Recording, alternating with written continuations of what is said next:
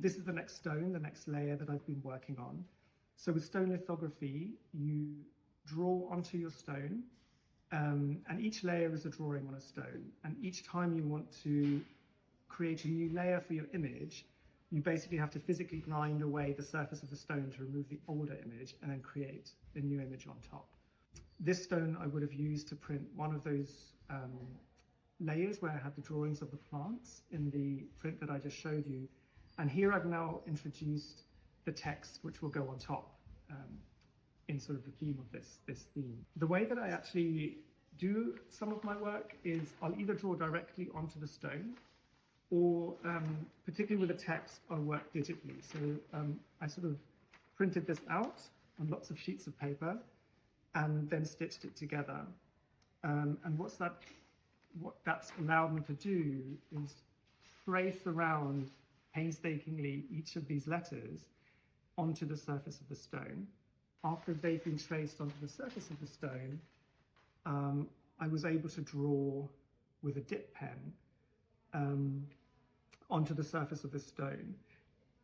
There are definitely much easier ways to get text onto a print, but these are really personal narratives, and actually I really enjoy spending time with them. So it takes me about 2 days to do this, and I could definitely do this in about half an hour. But for me, there's something about that process, and there's something about it being physically present on this stone, which is a very solid material. And I think the stone, it always reminds me a little bit of kind of sort of like maybe a big tablet with these like important texts on them.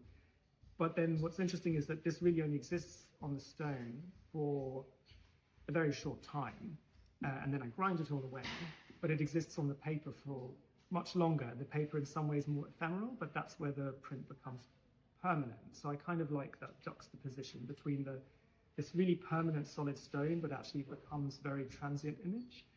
Whereas on the paper, you see this material that feels flimsy, but that's where the permanent record is. And so I thought maybe I can take you through the next stage of the process. So, you know, after I've drawn on the stone, with lithography, really, you then go through a couple of stages where you fix the image into the stone. So what that means is you stabilize the image onto the stone so that it can be printed. The way that all lithography works is that you create an image in a greasy mark, and then what you do is you use gum arabic to fix it onto the surface.